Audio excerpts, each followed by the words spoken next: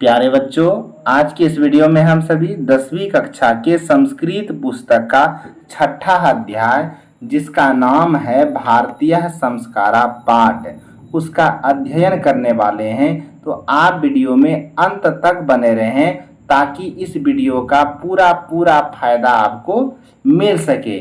तो आइए हम सभी क्या करते हैं, अध्ययन प्रारंभ करते हैं। जैसा कि आप देख रहे हैं, टॉपिक का नाम क्या है, भारतीय संस्कारा पाठ। टॉपिक का नाम क्या है, भारतीय संस्कारा पाठ। भारतीय संस्कारा, इस पाठ में हम सभी भारत के उन सभ्यताओं के बारे में जानेंगे जो प्राचीन काल से लेकर अनवरत अभी तक चलते आ रही है और भविष्य में भी ये परंपराएं हमारा साथ नहीं छोड़ेगी। उन परंपराओं के बारे में हम लोग सीखेंगे कि कौन ऐसी परंपरा है जो बहुत पहले से, यानी वैदिक काल से लेकर के आज तक जो है चलते आ रहा है, उसमें कोई भी बदलाव नहीं हुआ है। तो हम लोग आइए क्या करते हैं, अध्ययन प्रारंभ करते हैं। देखिएगा दोस्तों, लिखा हुआ है कि भारतीय संस्कृति है अन्यतम वैशिष्ट्यम विद्यते। भारतीय संस्कृति अन्य संस्कृतियों से, भारतीय संस्कृति अन्य संस्कृतियों से विशिष्ट देखी जाती है। यानी भारतीय संस्कृति अन्य संस्कृतियों से विशिष्ट है, यानी अलग देखने को मिलते हैं। यत जीवने, यहाँ जीवन में, इह समय समय पर, यत जीवने इह समय यानी भारत में जीवन में समय समय पर संस्काराः अनुतिष्ठिता भवन्ति, संस्कार रूपी अनुष्ठान होते हैं। यानी भारत की संस्कृति अन्य संस्कृतियों से अलग देखी जाती है। यहाँ जीवन के समय समय पर संस्कारों का अनुष्ठान होता है। अद्य का मतलब होता आज। अद्य संस्कार शब्दः सीमितो व्यंग रूपः प्रपूज्यते। आज के समय में संस्कार शब्द जो है ना, एक व्यंग के रूप में सीमित हो गया है। किंतु संस्कृते रूपकम इदम भारतस्य व्यक्तित्वम रचयति। संस्कृत के रूप में यह भारत के व्यक्तित्व को दर्शाता है। विदेशे निवसन्तो भारतीय संस्कारान प्रति उन्मुखा जिज्ञासाश्च। कथा विदेश में रहने वाले लोग भारतीय संस्कारों के प्रति क्या है, उन्मुख है, जिज्ञासु। यानी वर्तमान समय में जो विदेशी है वो हमारे भारतीय संस्कारों को ग्रहण करने का प्रयत्न कर रहे हैं और बहुत सारे लोग भारतीय संस्कारों को ग्रहण कर रहे हैं। कहने का मतलब है कि जो विदेशी पहले अलग रीति रिवाज से शादी विवाह करते थे ना, उनमें से बहुत ऐसे विदेशी होते हैं जो भारत आते हैं और भारतीय रीति रिवाज से विवाह कर रहे हैं। तो कहीं न कहीं वो क्या कर रहे हैं कि भारतीय संस्कारों के प्रति, भारतीय रीति रिवाजों के प्रति अग्रसर हो रहे हैं। पाठे अस्मिन् तेषां संस्काराणां संक्षिप्त परिचयो महत्वं च निरूपितम। इस पाठ में उन संस्कारों का संक्षिप्त में परिचय दिया गया है और उसके महत्व को दर्शाया गया है। आइए हम लोग पाठ का अध्ययन प्रारंभ करते हैं। देखिएगा बच्चों क्या दिया हुआ है।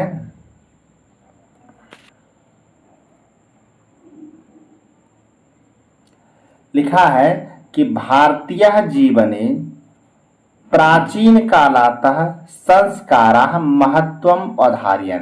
भारतीयों के जीवन में प्राचीन काल से ही संस्कारों का महत्व रहा है। भारतीयों के जीवन में प्राचीन काल से ही संस्कारों का महत्व रहा है।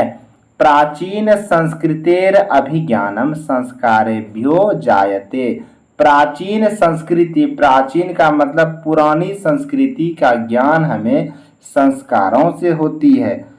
अत्र ऋषि नाम कल्पना आसीत। यहाँ ऋषि मुनियों की कल्पना था। यत जीवनस्य सर्वेषु मुख्य अवसरेषु वेदा मंत्राणाम पाठ, कि यहाँ जीवन के सभी मुख्य अवसरों पर वेद मंत्रों का पाठ हो। यहाँ ऋषि मुनियों का कल्पना था, ऋषि मुनियों का मानना था कि भारतीयों के जीवन के सभी मुख्य अवसरों पर क्या होना चाहिए, वेद मंत्रों का पाठ होना चाहिए। ठीक है। फिर आगे क्या कहता है सुनिएगा, वेदा मंत्र पाठम वरिष्ठानाम आशीर्वाद, बड़े बुजुर्गों का आशीर्वाद मिले, होम होम हो, ठीक है। और क्या कहता है, परिवार सदस्यानाम सम्मेलनम, और परिवार के सभी सदस्यों का सम्मेलन हो, चौ भवेत, ये क्या होना चाहिए कि हमारे ऋषि, यहाँ ऋषि मुनियों की कल्पना थी कि जीवन के सभी मुख्य अवसरों पर, जीवन के जितने भी मुख्य अवसर है उनमें क्या होना चाहिए कि वेद मंत्रों का पाठ होना चाहिए, होम होना चाहिए, ठीक है, बड़े बुजुर्गों का आशीर्वाद मिलना चाहिए और सभी परिवार के सभी सदस्यों का सम्मेलन होना चाहिए। तत्सर्वम संस्काराणाम अनुष्ठाने संभवति, और ये सब तभी संभव है जो संस्कार रूपी अनुष्ठान किया जाएगा, तब ये सब क्या है, संभव है। संभवति एवं संस्कारा महत्वम धारयन्ति, इससे संस्कार का महत्व क्या होता है, बढ़ता है।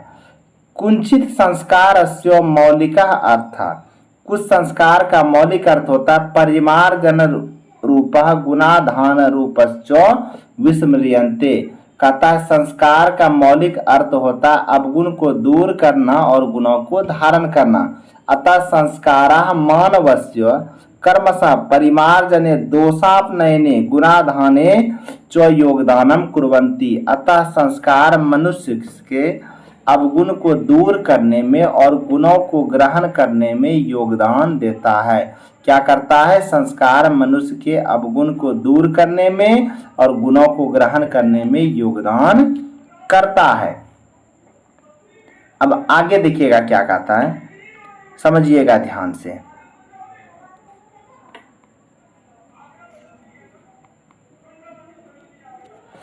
कहता है कि संस्काराः प्रायेण पंचविधा सन्ति, संस्कार प्रायः 5 प्रकार के होते हैं। कितने प्रकार के होते हैं, 5, यानी संस्कार को जो है प्रायः 5 भागों में बांटा गया। कितने भागों में, 5 भागों में बांटा गया है।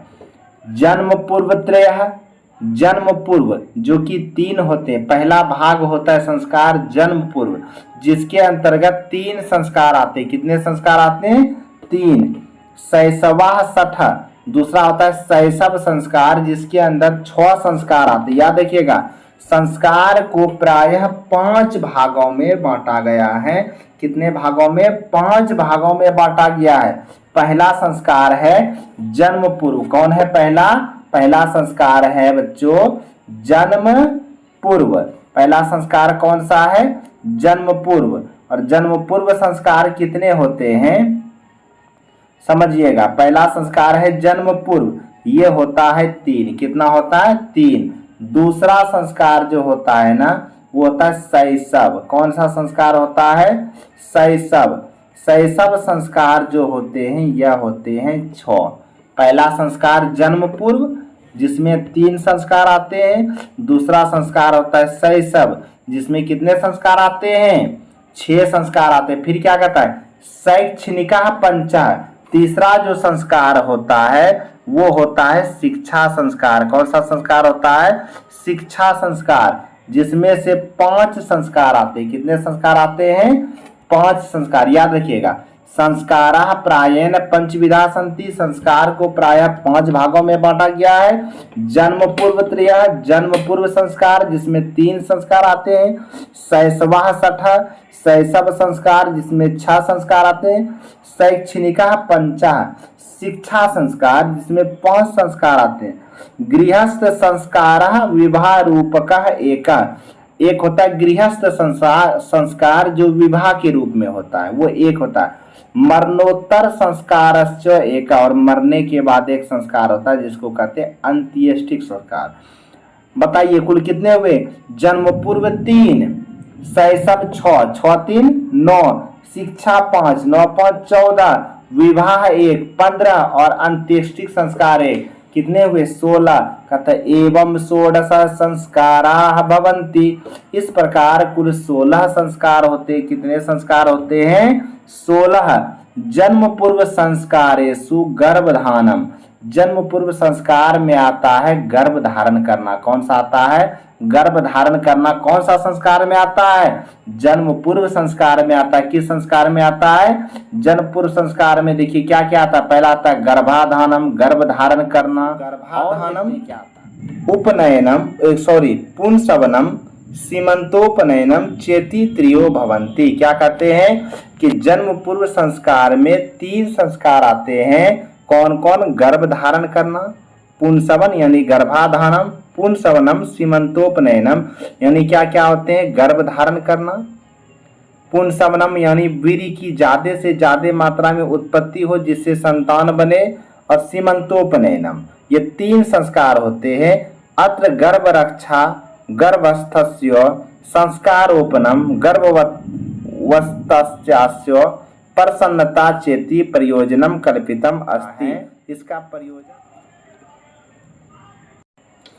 आगे क्या कहता है? शैशव संस्कारेषु जात कर्म नाम कर्मणम निष्कर्मणम अन्नप्रश्नासनम चूड़ाकर्ण कर्ण वेदश्चेती कर्मसो भवंती।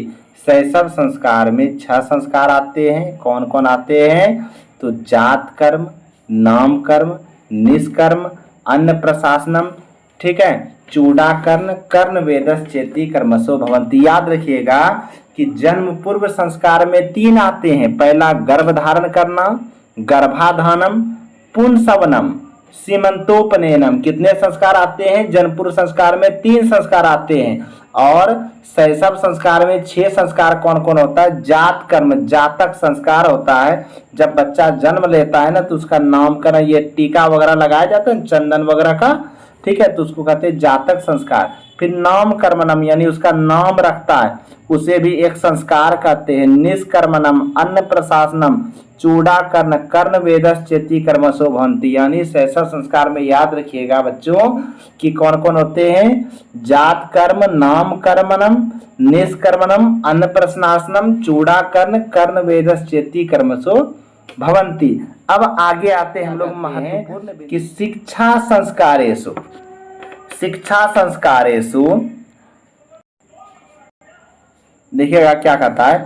शिक्षा संस्कारेषु अक्षर आरंभ उपनयनम वेदारंभ के शांत समावर्तन चेती संस्कारा प्रकल्पिता।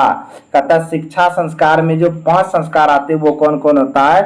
अक्षर आरंभ संस्कार, उपनयन संस्कार, वेदारंभ संस्कार, केशांत संस्कार, समावर्तन संस्कार। कुल मिला के कितने हुए? 5। कौन कौन? अक्षर आरंभ, उपनयन, वेदारंभ, केशांत, समावर्तन। ये कुल मिला के कितने हुए? 5। अब हम लोग क्या करते हैं? 5 के बारे में समझते हैं। देखिएगा अक्षर आरंभ संस्कार क्या होता है कि बच्चा जब पहली बार अक्षर और अंक लिखना सीखता है ना तो उसे कहते हैं अक्षरारंभ संस्कार। कौन सा संस्कार कहते हैं? अक्षर आरंभ संस्कार कहते हैं। जब बच्चा पहली बार अक्षर और अंक लिखना सीखता है तो उसे कौन सा संस्कार कहते हैं? अक्षर आरंभ संस्कार। उपनयन संस्कार का मतलब होता है बच्चा यज्ञोपवीत धारण करके प्राचीन काल में गुरु आश्रम जाते थे तो उसे उपनयन संस्कार कहा जाता था। फिर वेदारंभ संस्कार का मतलब होता है कि शिष्य पहली बार वेद पढ़ना गुरु आश्रम में प्रारंभ करता था तो वेद पढ़ना प्रारंभ से पहले एक संस्कार किया जाता था जिसको कहा जाता है वेदारंभ संस्कार। कौन सा संस्कार?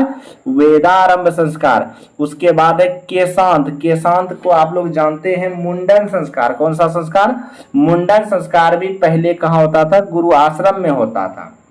और अंत में जो समावर्तन संस्कार है, समावर्तन संस्कार जब छात्र का, शिष्य का शिक्षा समाप्त हो जाता था तो शिक्षा समाप्ति के फलस्वरूप एक संस्कार किए जाते थे जिसे समावर्तन संस्कार कहते हैं। ठीक है, तो आइए इन सबों के बारे में हम लोग पढ़ते हैं। यानी ये याद रखिए शिक्षा संस्कार में कुल कितने संस्कार आते हैं? तो शिक्षा संस्कार में कुल जो है 5 संस्कार आते हैं। कितने संस्कार आते हैं?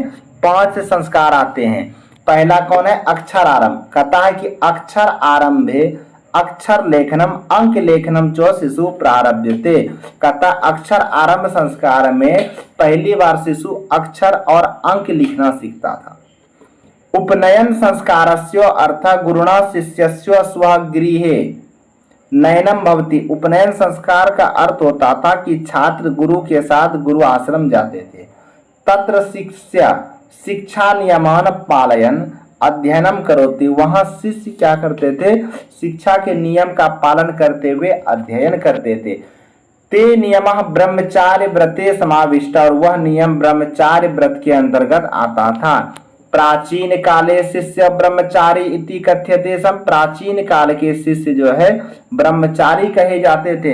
गुरु गृहे एवं शिष्य वेदा आरंभम करोति सम, और गुरु के घर में ही पहली बार शिष्य वेद पढ़ना आरंभ करता था। कहां पर, गुरु आश्रम में। वेदानाम प्राचीन कहता है कि वेदानाम, समझिएगा, वेदानाम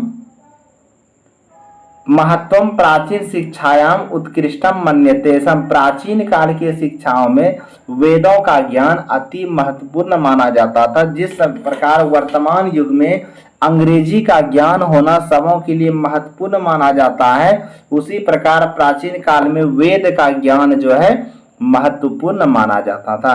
केशांत संस्कारे गुरु गृहे एवं शिष्यस्य प्रथम क्षौर कर्मम भवति सम, केशांत संस्कार में गुरु के आश्रम में ही पहली बार शिष्य का मुंडन संस्कार होता था। अत्र गोदान मुख्य कर्म, जिसमें गाय दान करना मुख्य कर्म होता था। किसमें, केशांत संस्कार में। अतः साहित्य ग्रंथेषु अस्य नामांतरम गोदान संस्कारो अपि लभ्यते, अतः साहित्य ग्रंथों में केशांत संस्कार का दूसरा नाम गोदान संस्कार भी हमें देखने को मिलते हैं। ऐसा क्यों मिलते हैं, क्योंकि इससे केशांत संस्कार में क्या होता था कि गाय दान करना मुख्य कर्म होता था, इसीलिए इसे कहीं कहीं केशांत संस्कार, गोदान संस्कार भी कहा गया है। अब आगे देखिएगा क्या कहता है कि समावर्तन संस्कारस्य उद्देश्य, समावर्तन संस्कार का उद्देश्य होता था, समावर्तन संस्कारस्य उद्देश्य शिष्य गुरु गृहात गृहस्थ जीवने प्रवेश, शिष्य क्या करते थे, गुरु घर को त्याग करके गृहस्थ जीवन में प्रवेश करता था। समावर्तन संस्कार का उद्देश्य होता था कि शिष्य जो है गुरु आश्रम छोड़ करके गृहस्थ जीवन में प्रवेश करे। शिक्षावसाने गृह शिष्यान उपदिश्य गृहम प्रेषयति, शिक्षा की समाप्ति के फलस्वरूप गुरु शिष्य को कुछ उपदेश देकर, समावर्तन संस्कार के फलस्वरूप गुरु शिष्य को कुछ उपदेश देकर के भेजते थे घर। उपदेशेषु प्रायेण जीवनस्य धर्मः प्रतिपाद्यन्ते, उपदेशों में प्रायः जीवन में प्रतिपादित होने वाले कुछ अहम बातों को बताया जाता था। जैसे सत्यम वद, हमेशा सत्य बोलना चाहिए। धर्मम चर, धर्म के अनुकूल आचरण करना चाहिए। स्व अध्यायान्मः प्रमदः, और अपने ज्ञान पर कभी घमंड नहीं करना चाहिए। ये सभी उपदेश देकर के गुरु शिष्य को भेजते थे। आगे क्या कहता है, जब गुरु आश्रम को त्याग करके शिष्य घर आता था तो वो गृहस्थ जीवन में प्रवेश कैसे करता था, तो विवाह करने के फलस्वरूप लोग गृहस्थ जीवन में प्रवेश करते। क्या कहा जाता है कि विवाह संस्कार पूर्वकम एवं मनुष्य वस्तुतो गृहस्थ जीवनम प्रविशति, विवाह संस्कार के पूर्व ही मनुष्य जो है के बाद, यानी विवाह संस्कार के बाद मनुष्य गृहस्थ जीवन में प्रवेश करता है। विवाह पवित्र संस्काराः मतः, विवाह एक पवित्र संस्कार माना जाता है। विवाह को क्या माना जाता है, विवाह एक पवित्र संस्कार है। ठीक है, आगे देखिए क्या कहता है, यत्र नाना विधानि कर्मकांडानि भवन्ति, जहां अनेकों विधि विधान और कर्मकांड होते हैं। तेसु वागदानम, जिनमें कौन है, वागदानम। ठीक है, वागदानम को आप लोग जानते हैं, आज के जमाने में होता है ना, जिसको हम लोग कहते हैं इंगेजमेंट। इंगेजमेंट यानी वागदानम का मतलब हो गया अंगूठी पहनाना। तो उस समय भी ये भी हमारा विवाह संस्कार में आता है, जिसको कहते हैं वागदानम। मंडप निर्माणम, पहला नंबर अंगूठी पहनाना एक संस्कार हुआ, दूसरा नंबर मंडप निर्माणम क्या कहता है, वागदानम मंडप निर्माणम। वधु गृहे वर पक्षस्य स्वागतम, वर वधु परस्परम निरीक्षणम, कन्यादानम, अग्नि स्थापनम, पानी ग्रहणम, लाजा होम, सप्तपदी सिंदूर दानम इत्यादि। विवाह संस्कार में क्या क्या होते हैं, वागदानम मंडप निर्माणम, वधु गृहे वर पक्षस्य स्वागतम, वर वधु परस्परम निरीक्षणम, कन्यादानम, अग्नि स्थापनम, पानी ग्रहणम, लाजा होम, सप्तपदी, सिंदूर दानम इत्यादि मुख्यानि कार्यानि भवन्ति। यानी विवाह संस्कार में पहला क्या होता है? वागदान। वागदानम का मतलब होता है अंगूठी पहनाना, जिसको एंगेजमेंट कहते हैं। मंडप निर्माणम, मंडप बनाना भी एक संस्कार होता है। वधू गृहे वर पक्षस्य स्वागतम, जब बारात लड़कियों के द्वार पर आती है तो उस बारातियों का स्वागत करना भी एक संस्कार है। वर वधू परस्परम निरीक्षणम, वर वधू परस्परम निरीक्षणम, जिसको हम लोग कहते हैं वरमाला। वरमाला जो होता है ना, वर वधू एक दूसरे को देखते हैं और वरमाला पहनाते हैं, वो भी एक संस्कार है। कन्यादानम, कन्या का दान करना, वो भी एक संस्कार है। अग्नि स्थापनम, अग्नि स्थापनम का मतलब देखिएगा, अग्नि के सामने 7 फेरे लेते हैं ना, वो भी एक संस्कार है। पानी ग्रहणम, पानी ग्रहण संस्कार होता है। लाजा होम, सप्तपदी, सिंदूर दानम, सप्तपदी यानी 7 फेरा, सिंदूर दान जो होता है, सिनुरा दान, वो भी संस्कार इत्यादि। यानी विवाह संस्कार में कौन कौन से कार्य होते हैं? तो क्या क्या होता है? अंगूठी पहनाया जाता है, मंडप निर्माण, वधू के घर में लड़की यानी लड़कियों के घर में बारातियों का स्वागत, वर वधू परस्परम निरीक्षणम, लड़का लड़की के द्वारा एक दूसरे को वरमाला पहनाना, कन्यादान करना, अग्नि स्थापित करना, पानी ग्रहण, लाजा होम, सप्तपदी, सिंदूर दानम, ये सब विवाह के संस्कार माने जाते हैं। सर्वत्र सामान्य रूपेण विवाह संस्कारस्य प्रायेण आयोजनम भवति, पूरे भारत में सभी जगह समान रूप से विवाह संस्कार का आयोजन होता है। ठीक है। तदंतरम गर्भाधानया, उसके बाद जब विवाह हो जाता है तो महिला यानी लड़की यानी महिला पुनः गर्भवती होती है। संस्कारा पुनरावर्तन्ते चक्र जीवन चक्रम चो भ्रमति, और क्या होते हैं कि जब विवाह हो जाता है तो फिर महिला गर्भवती होती है, फिर उसके संतान होते हैं, फिर उसके संतान बड़े होते हैं, फिर उसका संतान गुरु आश्रम जाता है, फिर शिक्षा समाप्त करता है, फिर उसका विवाह होता है, फिर उसकी पत्नी गर्भवती होती, फिर उसका संतान होता है। यानी जीवन चक्र जो है घूमते रहता है। कौन? जीवन चक्र घूमते रहता है। उसके बाद क्या थे? मरणानंतरम अंत्येष्टिक संस्कार अनुतिष्ठियते, मरने के बाद अंत्येष्टिक संस्कार का अनुष्ठान किया जाता है। एवं भारतीय जीवन दर्शनस्य महत्वम उपादानम संस्कारा इति, इस प्रकार भारतीयों के जीवन में संस्कार का सबसे बड़ा योगदान या महत्वपूर्ण स्थान है। तो प्यारे बच्चों, आपको यह वीडियो कैसा लगा कमेंट बॉक्स में जरूर बताएं। जो भी अच्छा बुरा लगा हो कमेंट बॉक्स में जरूर बताएं, ताकि मैं अगले वीडियो में उस परेशानी को दूर करने का प्रयत्न करूं। और अगर वीडियो अच्छा लगे ना तो अपने दोस्तों को जरूर बताएं। धन्यवाद।